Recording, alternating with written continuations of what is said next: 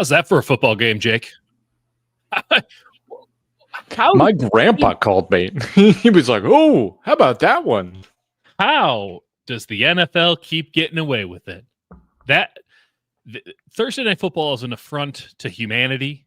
It's a cash grab. It's barbaric, and it should never, ever, ever go away because it can produce entertainment. Let's just call we create content that was entertainment of the highest caliber. Wow. Yeah, I first of all just really didn't think the 49ers would have a chance, and I should have known better because I mean, you sort of were like, "What about the Thursday night football of it all?" And I went, "Yeah, but the Niners are cooked." And it's the rare game where Kyle Shanahan was probably pretty happy that they let him get the ball first because it let the 49ers set the tone, which is not running the fucking ball because they No, they still can't do that. They still can't run the ball. I think Josh Dubow put out a stat that they're like the first team in NFL history to not have a rushing touchdown or an interception on defense. They also, I don't think, have rushed for 100 yards in a single game, but it doesn't matter because they're just ripping it. I mean, Kyle was locked in, and those first two drives, you put 2 touchdowns on the board, but you're just keeping Stafford off the field. Yeah. And to me, that's the way like you had to do it, was keep that offense sort of like desperate to put up points and keep them out of a groove. And they did that. And so it's like you get to the second half and whatever happens, happens. And my God, did stuff happen. 33 carries, 74 yards. Not great.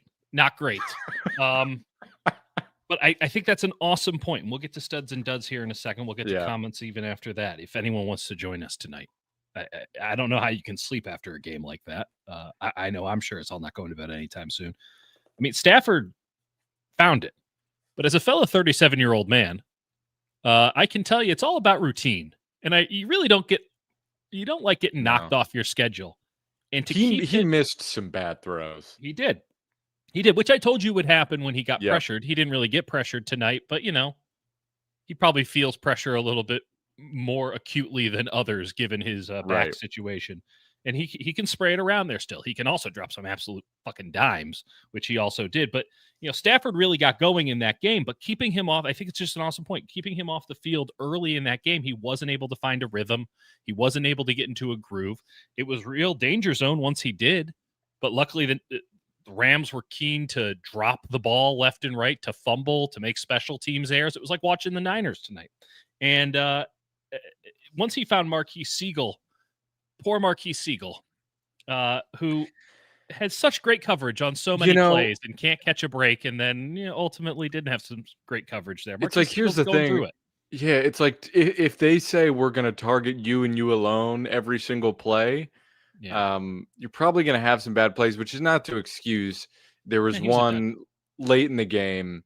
I mean, he did come in with a hit at the end to make Williams short. And I did look again.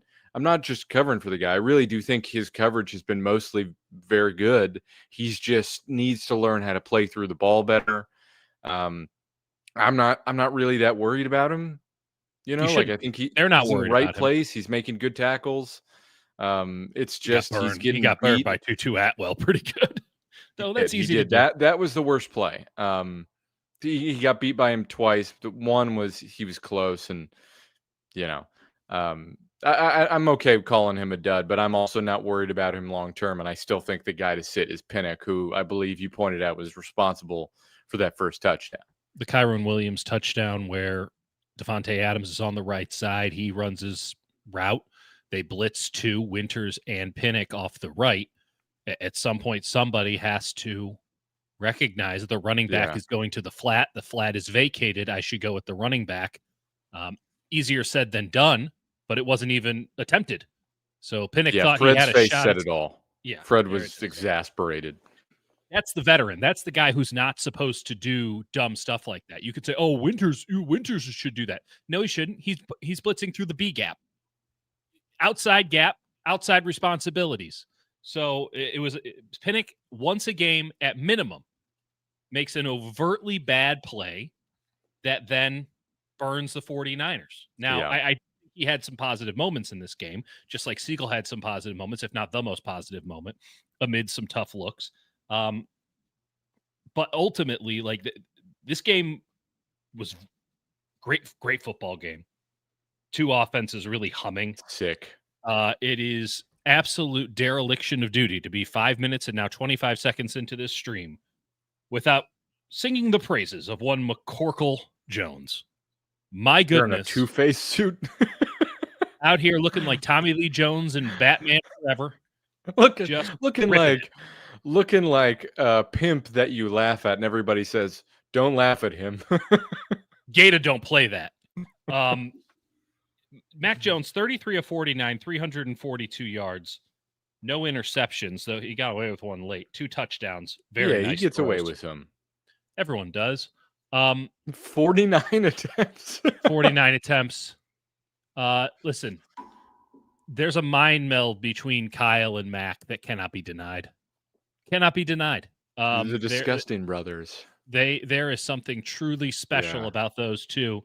Mac is incapable of doing all the cool stuff that we like to see quarterbacks do. He is only capable of executing Kyle Shanahan's offense to an absolute T. And he's doing it. There are limitations to that, unquestionably. And those might get bumped up against here in the not too distant future. But this is the best backup quarterback in the NFL. I don't even think it's a debate right now. They have won 3 games in 3 tries under his leadership at the position. The ball moves. He's the perfect point guard. And listen, you can say whatever you want this week about Mac versus Brock. Do whatever you want. Mac deserves anything you can throw his way after that, because this man was on the sideline throwing up. Looked like he was throwing up. What the fuck? Real quick. We'll get into the broadcast in a bit, but the slow zoom push in to Mac going like driving, and then they just ironically my 8-month-old daughter threw up at the exact same time. So that awesome. was a fun She's thing. playing quarterback next week. She also has the same body consistency as a Mac Jones, just very doughy. Rips it down the field though. The man is cramping up like a sumbitch. He's got that. He's lugging that knee brace around. Some people were like speculating on Achilles. I'm like, I know what that calf cramp is, and that brace is digging into that. It's not feeling good. He was in hell.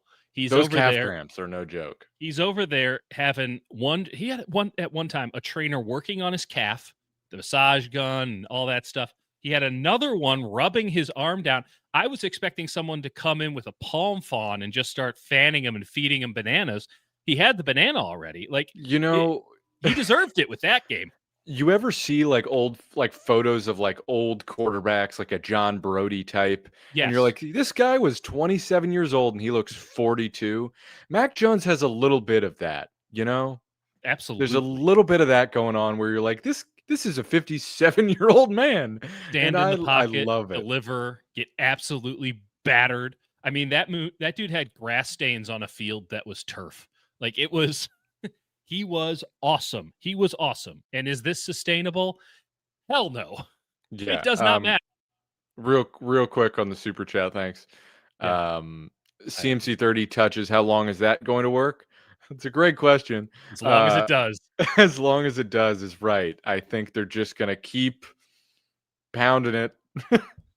Because what's the alternative? You can only give Kendrick Bourne so many targets. Which is awesome because Kendrick Bourne was like terrible in the first half, which will not be remembered, but he was. He was legitimately awful. I had already written him as a dud. And then the second half starts and I'm like, I got to delete this. And that's how I usually like write my studs and duds column. Like I write everything and then just delete. Like Siegel had to delete it. That's fine. You performed well enough that you are neither a stud nor a dud. Vice versa sometimes. But he was awful, right? He had 2 plays back to back where he gets an illegal motion penalty followed by not knowing where to line up. So they have to burn a timeout. That's not good. He still doesn't know the plays. It does not seem to matter, though, because he can still get open on a slant, and Mac Jones is looking for him on the first read, particularly in the second half when his body was incapable of turning far enough to get to his second read. He was the offensive engine. He was fantastic. And let's not forget they signed this dude off the street. Yeah. Real questions to ask of the Rams' defensive game plan. Mm, There was a lot of if we just I think they just went, the 49ers don't have any weapons. Let's play soft coverage and let our defensive line go to work. I think yeah. that was their plan, but they Yep. didn't adjust as that did not seem to work. Well, it kind of did because Mac almost died about 3 different times. Colt Right. McKivitz was looking pretty rough. Tough I game for we'll Colton see. McKivitz. We'll Tough see game how it. for Colby. Well, Colby's yikes again. Um, yeah, again, as Keith says, still no rushing touchdowns. The fact that they have no rushing touchdowns and are 4-1 and 3-0 in the division, 3-0 in the division, Yeah. and we're like, is this a good football team? I'm not sure, Doesn't but matter. I'm I wrote off a little bit the idea that they are the 2022 Minnesota Vikings, and I might need to bring it back because these boys are back in the dumpster diving for wins, just absolute loving it. Slop it up. Slop it up, Sloppy baby. steaks. Yeah, Yeah. 4-1 is 4-1. Like, and let's be clear about this aspect. The 3-0 in the division is the biggest aspect of 4-1. They can play sub 500 football the remainder of the year and comfortably make the playoffs, is my estimation. Yeah. Like, they only need 6 more wins. It's October 2nd. Like, that's unbelievably large for a team that has this much nonsense happening. Now, you can also make the argument that they were 4-1 with all of this nonsense happening. What the hell happens when they have people returning to the roster? And I'll hear that argument too. This doesn't line up with logic, but you know what? A lot of times football doesn't, because it's grown men running as hard as they can to try to kill each other. Like, logic goes out the window a lot of times. And I will say, there was almost a murder. Alfred Collins literally punched Kyron Williams Right in the head. Right in the head. A lot of face masks in this game. A lot of not called ones. Also, let's just do the announcer stuff now. And we're going to start with least egregious to most egregious. It's all pretty bad. Bill Vinovich, the referee, who's the referee? Terry McCauley's the guy that they have McCauley. on the call, where they asked him and they were like, and he's like, it wasn't the face mask thing. And it's like, Terry, any contact to the head's illegal. Nailed it, buddy. Oh, I don't think he grabbed the face mask. It does not matter. He punched him in the face. Illegal. So great job there, Terry. And then Kirk, not a sterling performance. Whittingham, I believe. Well, that's. Oh no, that's he called him McKivitz. Connor McKivitz. He said Connor McKivitz.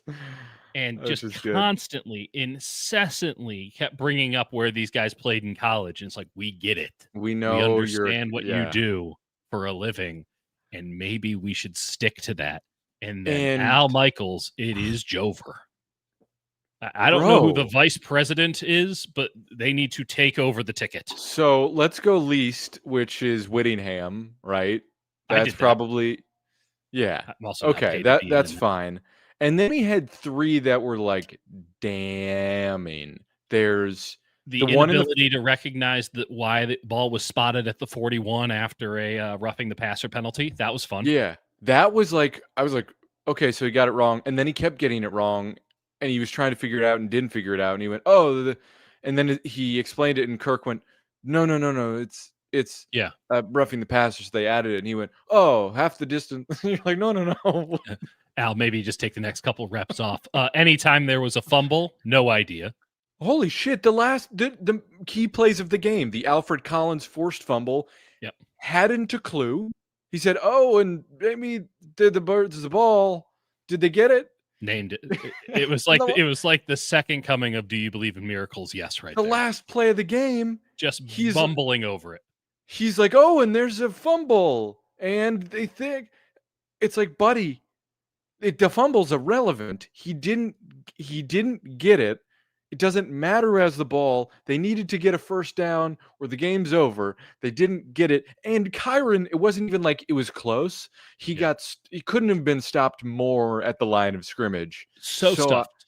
And he was like, so what's, oh, and the Niners are celebrating. Let's see. Both teams are on the field. It appears the game is over. It brings down our broadcast trying to recreate his broadcast, which he's paid about $20 million a year to do. And I think, and it's something where I tend to like hold off on just tearing into commentators because it it's a hard can job. be a tough gig, especially like a legend. But Al, buddy, Al, let's shut this thing down. Actually, you know what? It's not even Al. Al, if they're going to pay Al to phone it in, and he's been phoning it in all year, if they want to pay Al that kind of money to phone it in, literally, I mean, they do Zoom calls. They don't even meet with the coaches in person.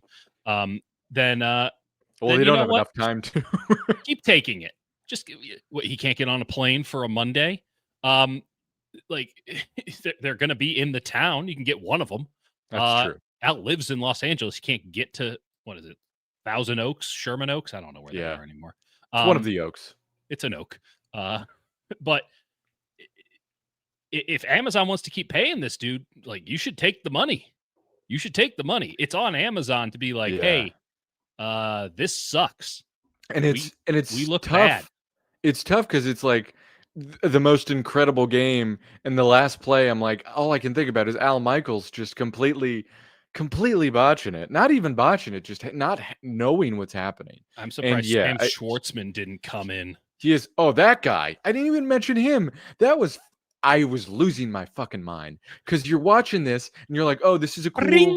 This is the shiver that sent down my spine. If anyone watched the like StatCast, Prime whatever, Vision is what they call it, which is mostly bullshit, not that helpful. But the analytics community is torn on if you should get it first or second in overtime. The analytics communities are.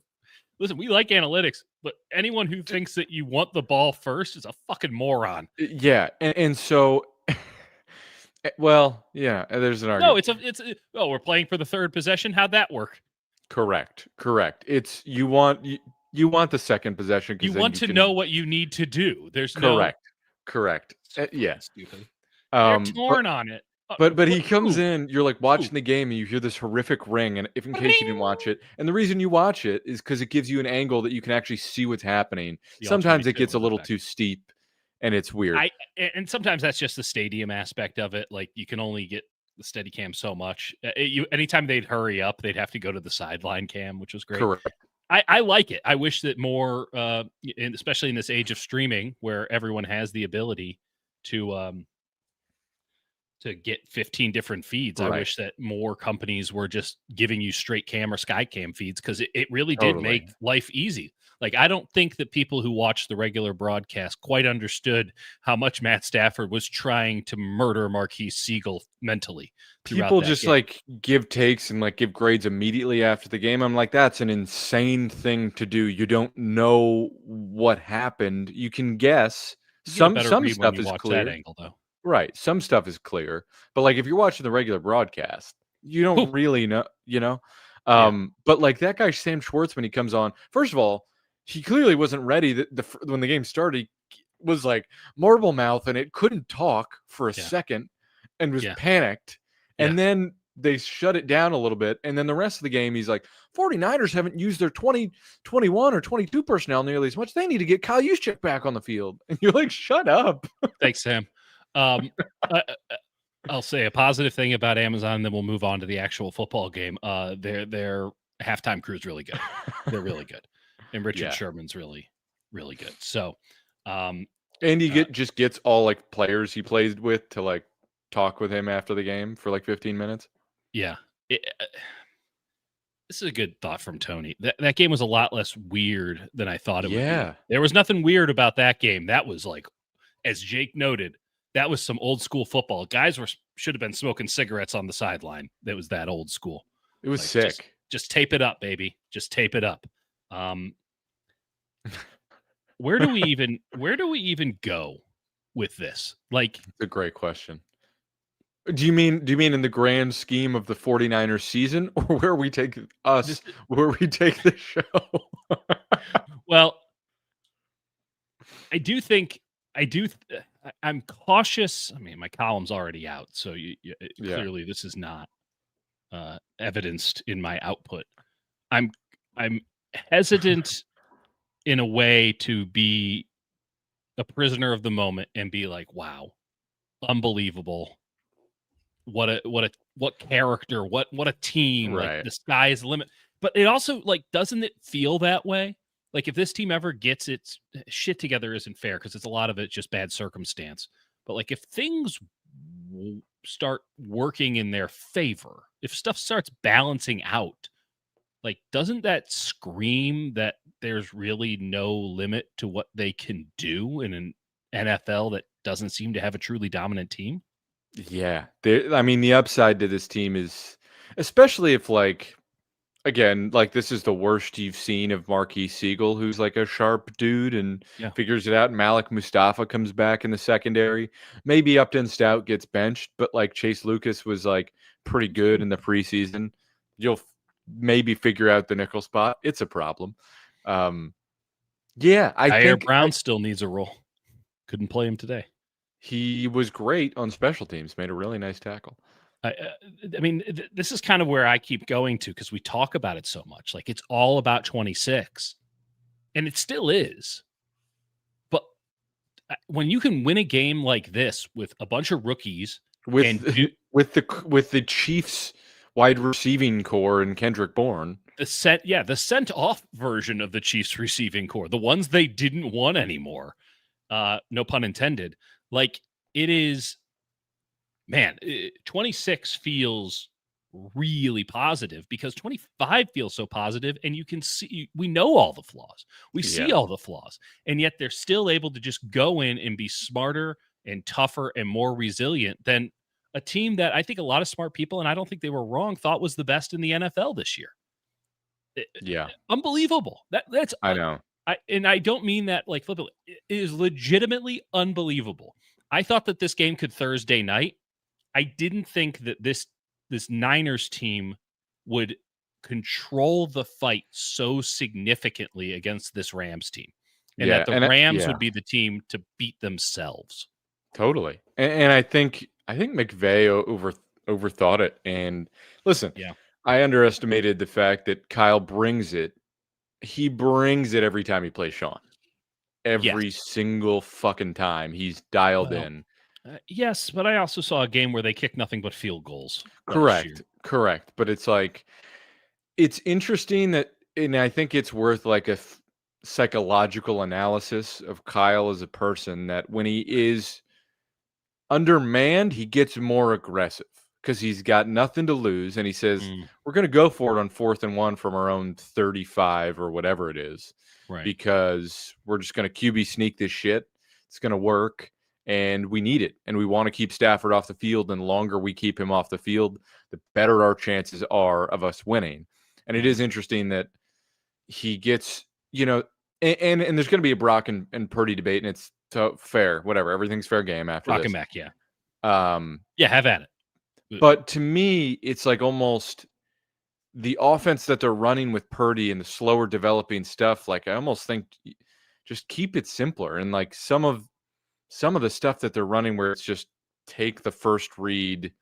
Right. I It's don't know. kind of the Jimmy offense all over again. Yeah. Now, I will say Jimmy ain't throwing a comeback route to Demarcus Robinson the way Mac did. I did see Jimmy at the end of the game saying hi to Mac, and that made me chuckle. Just seeing him on the Rams and whenever the 49ers play them, and I'm like, it's always just like a little surprise. You're like, oh, there's There's Jimmy. Garoppolo. Yeah. Still getting paid to be a What football an player. incredible life he lives. Good for him. Nothing but a decent. I'll never say anything bad about Jimmy Garoppolo, the dude. Football player, plenty. Very chill. The dude, sweet dude. All-time hang, I hear, in that, like, just sort of there.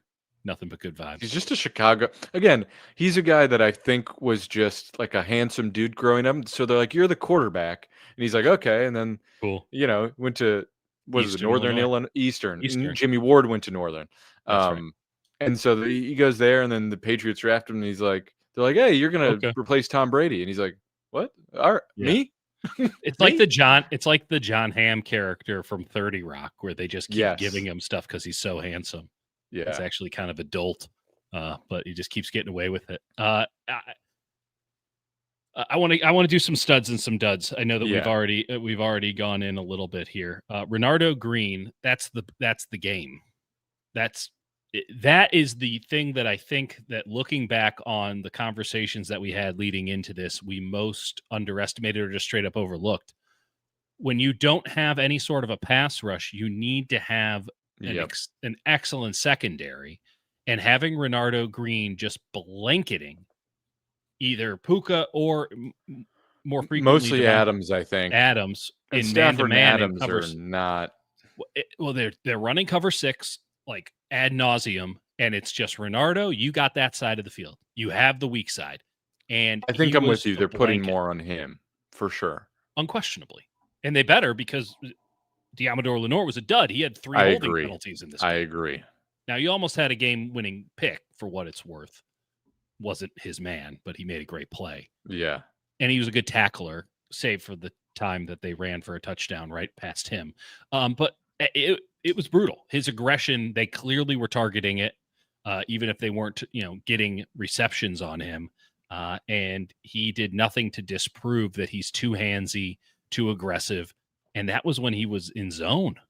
It's like, what are we doing here? So Renardo Green as the breakout is huge because Diamador Lenore is still a very good player. Had a very bad game by his standards, by anyone's standards. But Green being so steady, so excellent, so perplexing to a player, who unquestionably great player in Davante Adams, that gave that defense a chance because the pass rusher as hell didn't. Yeah, I'm with you. It's funny because like Stafford threw for 389 yards, and you're like, the secondary was like pretty good for most of the game, right? Yeah, like 300 of those came against Siegel, it seemed. Yeah, and came late, right? Yeah. And chunk plays, and also that last drive, like it actually doesn't matter how much yardage you allow. Realistically, it should be college rules, and you just start at the 35. But anyway, first of all, welcome George. We will be getting to comments once we finish our studs and duds. Yeah. Obviously, Kendrick Bourne and Mac Jones, studs. Most obvious. Christian McCaffrey was a stud. I think he's on pace for 1,300 receiving yards this year. Yeah, that's a who's the old 49ers running back that was the first Roger Craig. Yes, Roger Craig, the old. Yeah. Put him in the Hall of Fame, by the way. He's not going to rush for 1,000 yards this year. No, he isn't. If you gave him 40 games, he might get there, but not in the 17 allotted. I thought McCaffrey was still really good. And there's something that happens a lot in the college game where they can't really run the ball, a lot of tight fronts. Yeah. And so what teams do, and Alabama, I think, does this better than anybody in the league right now or in college football right now. And DeBoer did this great with that Washington team that went to the national championship game, is they just get the screen game for running backs as an extension. So instead of, do you remember when Mike McDaniel's like, what if we pitched it? Right. Straight back. Like, what if we just started pitching it in order to get more of a stretch? Because that question I asked him, I think got him that Miami job. Right. Amongst so many other things, but mainly Jake. No, it was the question I asked. It was the question you asked. Can you save his job with a question, or is that maybe a bridge? Maybe you'll go down there. So like stuff like that, where it's like, we need to get to the edge. We need to stretch it out. Like, what are ways that we can do that without just the classic drop back handoff? You can do it with a screen. Just screen for him. And when you have, and this is a stud, Demarcus Robinson out there actually blocking. The blocking made a difference. I was telling you. It 100%. A pro, someone who came from the Rams where you had to block. Now, maybe he left because he wasn't that good of a blocker. Also money. But like, yeah, this can work. So I'm not going to get bogged down moving forward. I know they can't run. We can see they can't run. The offensive line can barely move, much less move people. But think about what they're doing with this receiving core when they will get Pearsall back.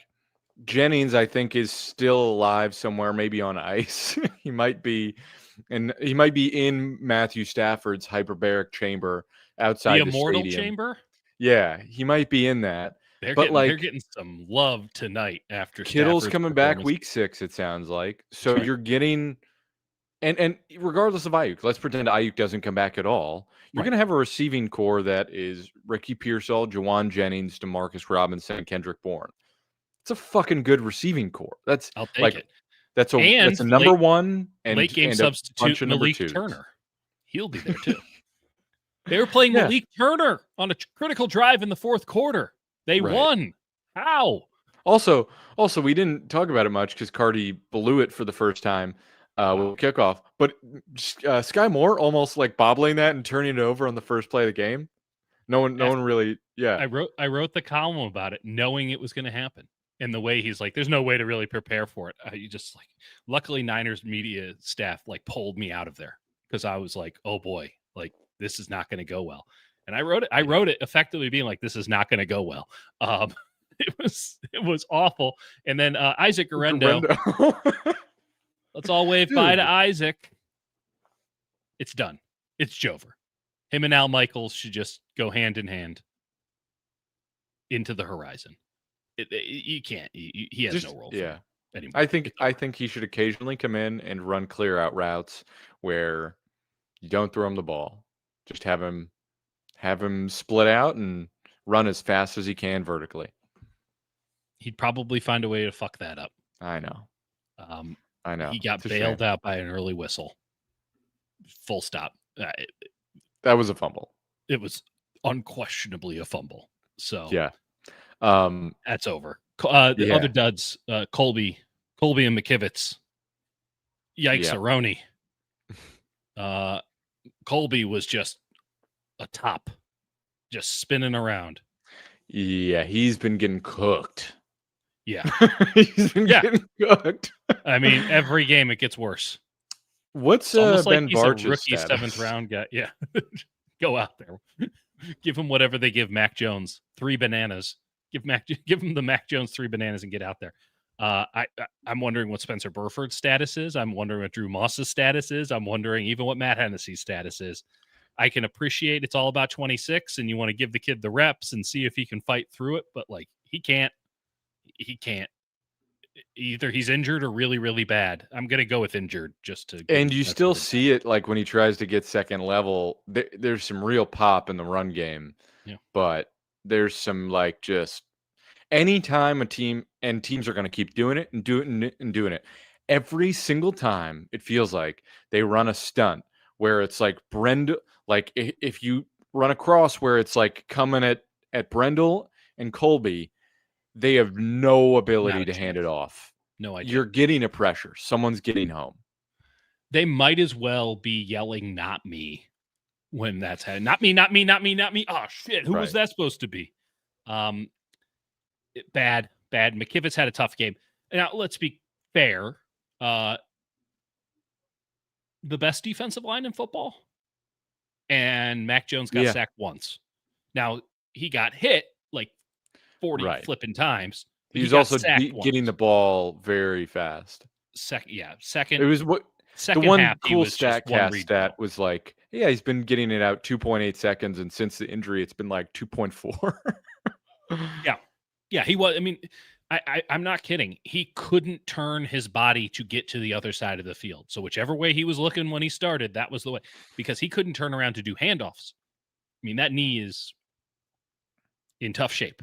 I'm surprised he was able to walk to the locker room after the game, to the podium after the game. I mean, he's in it. He's in it. I thought Jake Tonjes was fantastic in this game.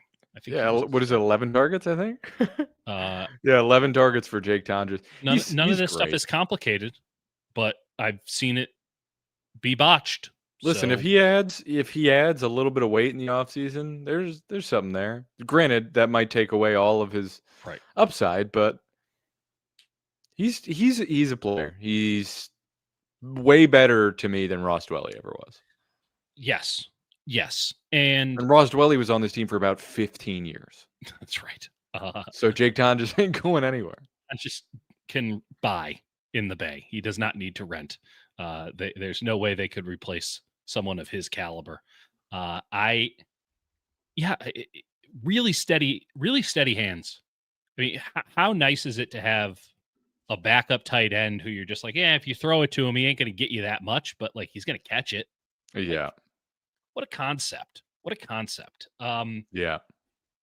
Who else was really good in this game? B-Rob actually looked pretty good in this game early. I'm surprised they didn't use him more. But one run where he actually was patient and read it out, and that left zone. Yeah. That was a nice play. Yeah, I think both coordinators get a stud. All coordinators, because they got a field goal block. Maybe that's just Cardi kicking the ball, He needs to get some elevation on that thing. What happened? What happened to the 6th-round pick out of Stanford? That was a bad game. Not only that, but for the first time, well, twice actually, he messed up. Not in the landing zone. One time he kicked the knuckleball straight into the end zone. That's a 35er. Yeah. And then the other time, he doesn't even come close to getting it in the landing zone. So, so much for that. Yeah. Coolest play in football. Kind of a problem for the Rams. I'm with you. Any other studs and duds you want to add before we get to some comments here? Let's do some studs. I thought Michael was actually pretty damn good. He was not on the field a ton. He was influential in that last play too, where he created some displacement. Fred got in there, and then Siegel finished it. I thought he was good. I thought Collins with the forced fumble was good and necessary, given that you couldn't play. You couldn't play Kalia Davis because of an injury. Yetur Gross-Matos was out because of an injury. So it was Collins or nothing, and they stopped running duo on them, which that tells you something because that's the number one duo team in the NFL, and they were running duo anytime Elliott was in, anytime Collins was in. They stopped doing it against Collins. CJ West had a few decent reps. I don't know that I would call him a stud at all. No, I wouldn't go there. I wouldn't go there. I thought Fred was great. I thought D. Winters was actually pretty damn good. I know that they kept calling him up as like, oh, he's, Kyron Williams is kind of killing him here. And it's like, kinda, but also not really. Like, there's throws to the flat. You're a linebacker. Like, maybe not. I don't think he graduated like stud level, but I thought Winters was good. And God, I can only imagine what it would have looked like had Winters not been in there. No, which seemed realistic. They don't even play Luke Gifford at linebacker anymore. Every time he's out there, he's just a defensive end. That's genuinely the only way they're using him. And when they want a Sam linebacker, it's Jair Brown, which is very funny. That's how that operates. What else? Let's give Chase Lucas a stud. Comes in, performed. I don't. You got a penalty. Oh, I don't remember that. Well, yes, but also they kept that one. That one was a little wonkier. The Lenore one was way more egregious. Either way, it was a first down. So you're right. Yeah. They had 2 flags on the play. But listen, he was a big part of the big play that won the game. They threw him in there cold. Like, agreed. When would you say that they? I don't know. Stout did come off the field late earlier. Third, I want to say maybe in the 4th. That's my recollection. I don't know if Stout got benched or if he was injured or if it was a little bit of both. He got benched. Felt like he got benched, but he also, he also missed a rep. I think just one early because he came off the field. So yeah, I think he got benched. I wouldn't be shocked. I think they'll go back to Stout just because they're kind of pocket. I think you should. That's where the upside, keep the confidence. I mean, he's like close on a lot of stuff and then he gets cooked, but you're able to survive it. There will become a point where it won't be worth it, but this early in the year and with, he gets into Thanksgiving. Agreed. All right. Let's get to some comments. Number 1, Titus. Thank you. Is there urgency now to trade for a defensive end or not yet? It's funny because it's something that I thought would wait until the trade deadline. Given the time that they have right now, this week with a week and a half, it actually does kind of make sense if you're going to pull the trigger to do it now. Now, the question is, you're 4-1. You're like this mess of a team that's barely holding on. Is it worth it to double down? I think you need to get someone. The question is, what's the price point? And I really don't know the answer that they'd be comfortable with. And like people keep mentioning, you know what? I can answer the question of what they're comfortable with. Just a little bit more than what they used to get Jordan Jefferson, who they used for 9 snaps and then cut. Who they need back now. Yeah. Which he's probably just at the Marriott. I know. But we got waves. Yeah, I guess they waived him today, so that Adrian Martinez, because heaven forbid you take one of your massively injured roster of players and IR. Could have put Robert Beal on IR. Like, you already cut him once, just IR him. I know. Sometimes they do confounding things. And they'll probably IR him on Tuesday now. Right, and then it gets like, well, we needed to do this because it set up this, and we said, you're No, like, you didn't. shut You just up. didn't think that hard about it. That's the answer. No, they thought too hard about it. That's the thing. Well, sometimes those two things. What's that bell curve? They're Yes, the we're stupid always the ingenious. Yeah, crying guy right in the middle, and they're yeah, just on exactly. both ends of uh, cut. It was cut Jordan Jefferson on both ends. Yeah, Middle. We're like, put it's a someone great on question. IR and say, Couch Chip, do we have a quarterback who can physically play next week? his name To is Adrian Martinez. No, I think it's going to be McCorkle. It'll be McCorkle. It'll be McCorkle, and I think it's interesting that they're basically ruling Brock out already for that game. The way Ian Rappaport came with it at the end of the game was sort of like, yeah, Brock's not playing. He aggravated it, which no shit. Turf toe, like maybe like an injury that like is notoriously like lingering Finicky. and Yeah. maybe we like don't rush him into action early. I think what they do is they ride it out with Mac until he loses. That's right. And then you lop off Brock's toe. I mean, I have like a minor turf toe injury right now. I got to tell you, Brock, toughen up. You'll be fine. I was able to ride my bike all the way to the Warriors and back today. So what'd you do? I know. Listen, they got to ride with Mac for as long as they can. That has everything to do with the injury, nothing to do with, quarterback controversy or whatever. And by the way, again, I encourage the conversation. It's totally germane to nothing realistic. But if you want to talk about, did they screw up with Brock, this and that? Like, sure, knock yourself out.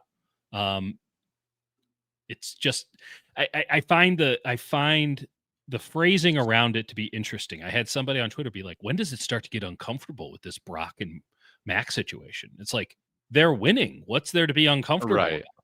Right. Like, as long as they win, who gives a shit? Also, does anyone remember this team has done at quarterback for the last like half decade? Remember when like Jimmy Garoppolo, we were not allowed to talk to him. He was on a side field. That was great. We kept Don't look over there. Trying to trade him, but he was too injured and no one wanted him. His contract was too weird. And so they went, we both hate each other, but let's sign up for like an incentive-based deal. And then we're going to use the quarterback we drafted like a fullback. Yep. He gets injured, never to play again. Jimmy, you're our guy.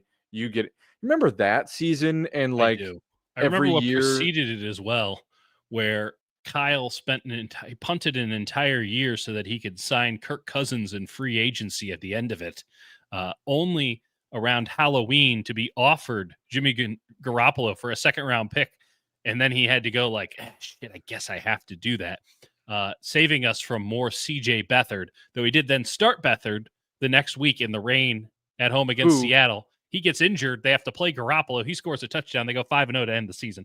All these things. C.J. Beathard, by the way, who number one trait that Kyle praised was toughness. Which he was when you hear him talk about Mac Jones and like anything with toughness, there is an element of, I think Brock's like, I have to prove to Kyle I can play through this. Yeah, that's what I said after the last game. It has to be a thing. And then Brock also proving that, he's the leader, he's the man. I just think that it's all politics and it's all just empty calorie yapping, because the better quarterback will be the quarterback. Correct. Right? And ultimately Brock's going to get the right of first refusal because he's being paid a lot.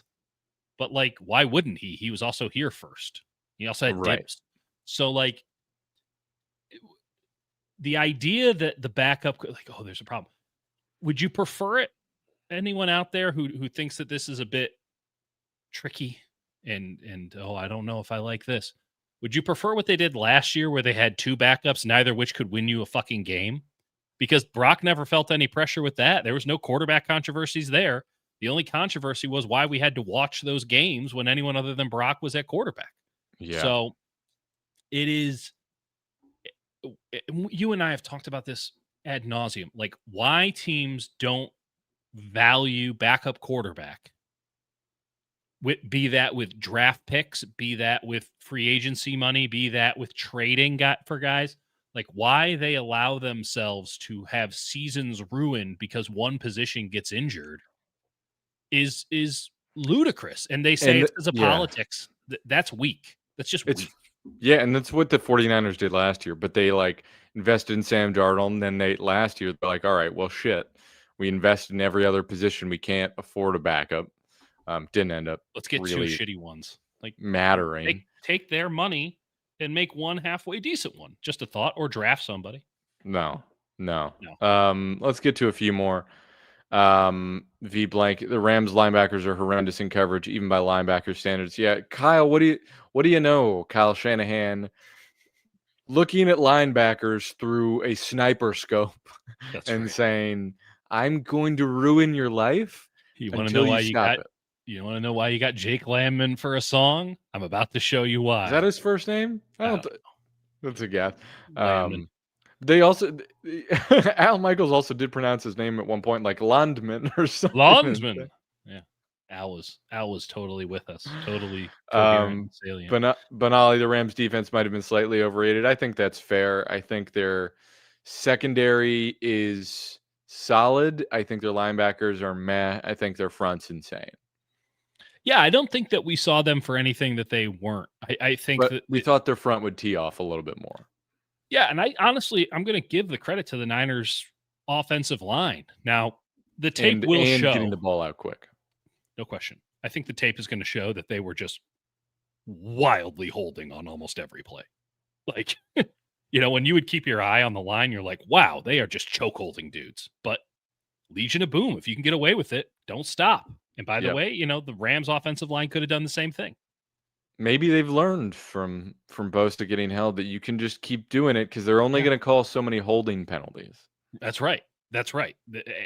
Amazon paid a lot of money to Al Michaels to show up to this game, and they're not going to have it ruined and besmirched by flags.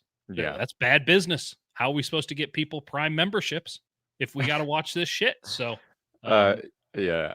Speaking of which, Dion and Cash says basically the graphics last week were so bad that they didn't even try it this week.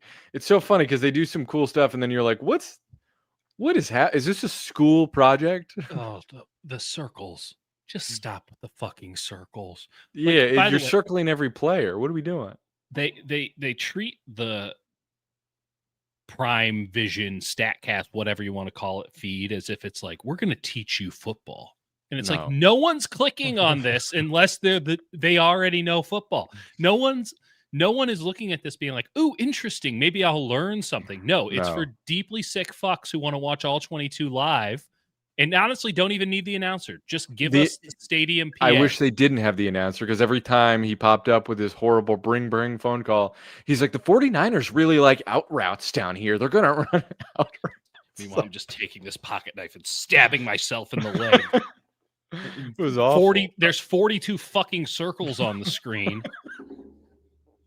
Like it's a PowerPoint presentation in 1998. Like it's a Prezi. Yeah. It's just unbelievable. It's just, Mac Jones is throwing, I know.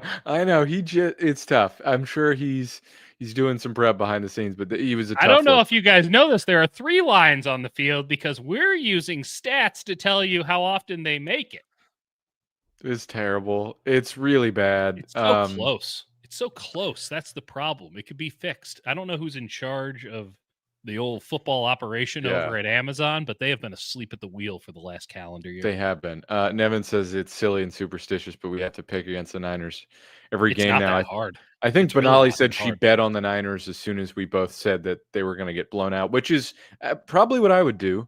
And it's rare that I'm that clear in a proclamation, but I really did think that they would just get make any sense. Demolished. Let's be clear. This was fucking insane that they pulled this off. It's not like a predictable result. I don't think anyone's pretending it was, but no. Good Lord. I didn't talk to anybody who didn't think that the Rams weren't just going to boat race them. And these are people who, spend even more time on the tape than us. These are people whose opinions I really like. They're like, this could be really rough. And the 49ers, through the power of friendship and toughness, found a way. It was Unfucking-lievable. I'll say this. 49ers fans are killing Kyle for doing the sane, logical thing of running the ball on your own 1-yard line, forcing the other team to take your 3 timeouts. Lest we forget that the last time Mac Jones started, he got sacked in the end zone. Yeah, and then you're just like, we're gonna die, so let it be a safer death and let our defense force a field goal. Throwing it in first, you can't throw it on 3rd down. Oh, well, you need to throw it once. No, you don't. If it works, that's a great play. I think if it if doesn't you work, give you lose. the Rams a timeout, they might score a touchdown there. Yeah. Yeah. That's a very fair expectation. Especially with Cardi getting blocked, they're going to be hyper aggressive. Shit, they almost scored one. They had a minute 7 left. They were on the 3. So, yeah. The old Duke boys got away with another one here. But the idea that it was a bad play call to run Kyron Williams to the right side on a 4th and 1 with the game on the line, I just don't agree with it because they were gashing the Niners in the run game. I would have maybe run it away from Michael's side. That's fair. That's probably the air. But running it, like I did hear the great Josh Pate, who does a great college football podcast, said this the other day, and I don't know if I agree with it, but I did think it was an interesting line where it's like, I won't argue with play calls and I won't argue with plays themselves, but I will argue with philosophy. Yeah. And I have no problem whatsoever with the philosophy of running the ball there, given that they had been running the ball with impunity up until that point. And also, there's some politics there of let's make sure that Kyron still knows we trust him, even though they really probably shouldn't. What else? Yeah. What else we got? George says, who else believes that Moody would have lost us this game had he still been on the team? Probably. Very, very very probable. Dinero Eddie Pinheiro was out there kicking a 59-yarder with ease, but we're not in the juice ball era at all. That's what I love about Kyle with nothing to lose, where he's like, Eddie Pinheiro's range is 54 yards, 59.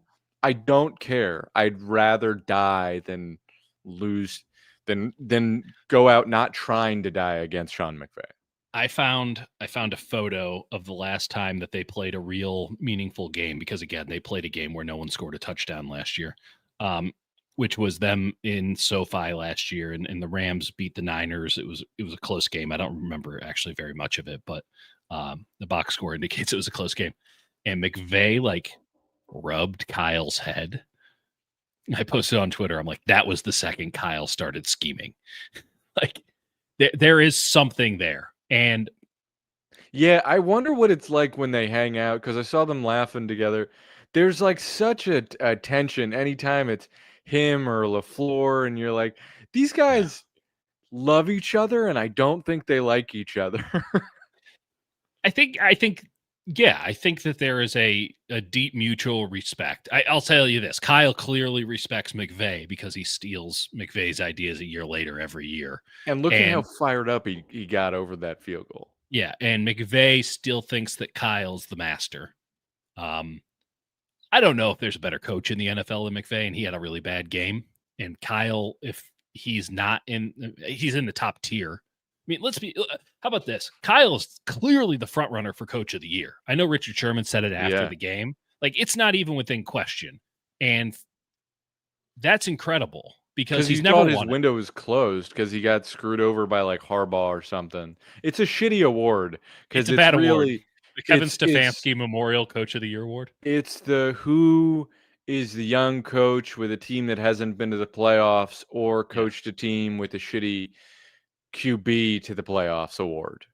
Okay, so when you phrase it like that, which is accurate, I would also like to remind everyone that Shane Steichen is doing what he's doing with Daniel Jones as a quarterback. It's the who did we not see this coming from award.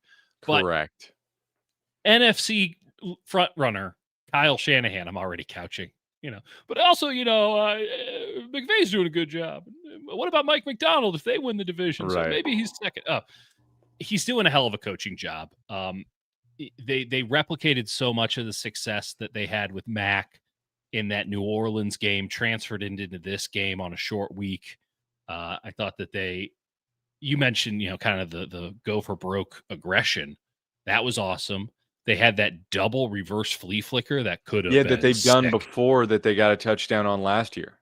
You remember that? Yeah, that's right. That's right. It is both the best and the worst time to be a Niners fan. It is.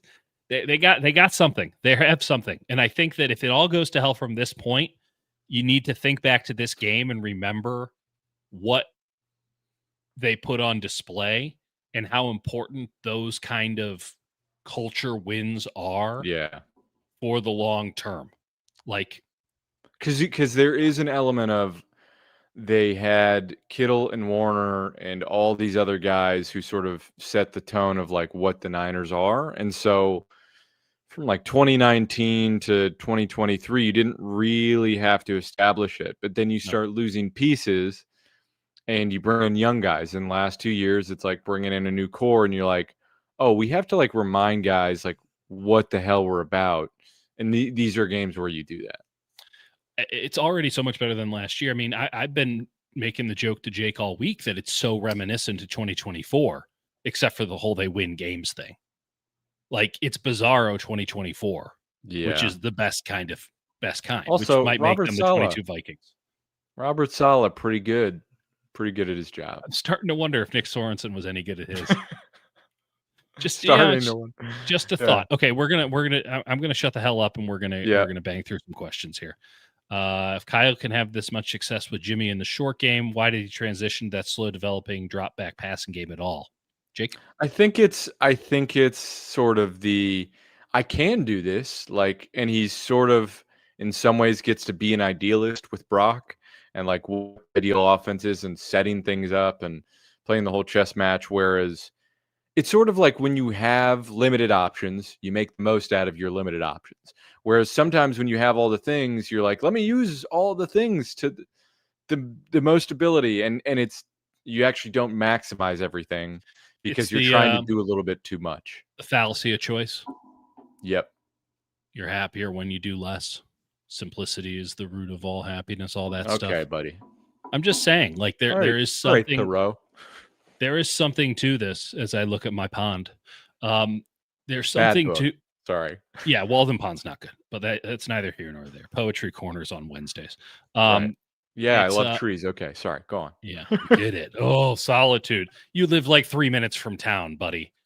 New Hampshire, am I right? So where else are you getting this kind of analysis, folks? Regardless, yeah. I don't even remember where I was at. What were we talking about? I don't know. Okay, I think we should shut this down. No, we should not shut this down. We're not even close. Can we abandon the Colby Wally Pipping Barch narrative now? I mean, it's Barch. He may never be healthy, but if he were, he'd be playing. That's damn clear. Yeah, Colby had one magnificent game, and then you went, ooh, okay, maybe my initial evaluation of him wasn't that far off. Why aren't people up in arms for the sideline broadcast as a default? It'd be so easy to have the sky cam, see the quarterback play. People don't like change, I think, in general. I do think that, especially you see this, especially like ESPN, like ESPN2 games, it's a lot of zoom in on the ball. Like Jake watches some low-level college football. I've been watching a lot of FCS where not only is there no score ticker, there's zoom in and you go, they just threw the ball 35 yards and I couldn't see. Yeah. People like to see where the ball is because that's the logical thing. But football, as I think it was the great Pat Kerwin's book, is to take your eye off the ball is to truly understand it. So, wow, that's beautiful. By the way, read that book. Hutch definitely likes trees. I do. I really do. I love Mendocino so much. Yeah. And I love that coast. Hutch used to work for Aspiration, a company that plants trees in California. Very legitimate organization. Don't believe any of the stuff you're hearing, or if you're not hearing, great. Yeah. We don't believe in the click clickbait media. As an aside, I love that Adam Silver is just going, I don't see it. I don't see it. It's Why, if you did perform any services in a promotional venue, what services did you do? Oh, I perform services. I don't know. Wouldn't you have evidence of that? Name one. He goes, I just play basketball. We all know that was the best part. They did media day on Monday, and there like 5 actual journalists were able to get in questions, and they went to like clutch points. And apparently Clippers media was taking away microphones from real journalists. But they asked Lawrence post any of their clips from the press conferences. They asked Lawrence Frank, noted stealer of ideas from Dieter Kurtenbach and Clippers or president now, like, did you break any rules? And his response is, we all know the rules. It's like, well, did you break them? It's like, we all know the rules. It's like, that's not a no. It's like, did you break the law? It's like the law is so important. The law is we so know, important. we know, but like, did you break the law? It's like, the law is such an interesting thing to follow. Speaking of the law, what the hell was that penalty on Michael? I have no idea, because I think what it was is he was demolishing tight end so hard getting up under his pads that they're like, that must be a penalty. If you're that's exactly it. Man, like, you can't do that. Wouldn't it be sick in the next like 10 days if Michael Williams came out and he's like, oh yeah, I learned how to pass rush? I would love it. I would work on that if I were him. He's got some time to work. I'd love if he added one move to his arsenal. Just one. Just figures out like an over. He could probably do. He's already so sick, and he doesn't have anything in his bag. It's awesome. He's just a freak. He's just a freak. He's just so sick. We paid Deanna Cash. Awesome smash cut to Adrian Gonzalez when Mac went down, where it was Johnny Holland who came up to him. He's like, all right, time to go. And he went, what? Said what? And then Matt jogged off to the sidelines, and Adrian Martinez. Al Michaels did do a good thing where he's like, a sigh of relief for Adrian Martinez, I assume. Listen, I'm sure I've never talked to Adrian Martinez. I've never seen Adrian Martinez. I'd like to see him play just to see what it looks like. I mean, I saw him play at Nebraska. He was a good player at Nebraska. Oh, I have seen him play. You're right. Yeah, he was at Nebraska for roughly 12 years. Yeah. Pre-NIL too. So yeah, he just loves Lincoln, Nebraska so much. Actually, just the love of the game. Then he was the UFL MVP. I actually know people who watch the UFL, and they say he was sick. So I'll take their word for it. But I'm not sure Thursday Night Football tight game, Matt Stafford just giving you the business, is the environment to find out if this kid's got it or not. Just a thought. Sorry, it just started pouring. Oh, really? Yeah. Better pull some stuff in. We all better go to bed. We'll talk next week. We're not talking tomorrow. We'll talk next week. I got to close a window that I left open. Okay. We'll talk next week, we'll talk next week. We'll talk at some point. Bye. Bye.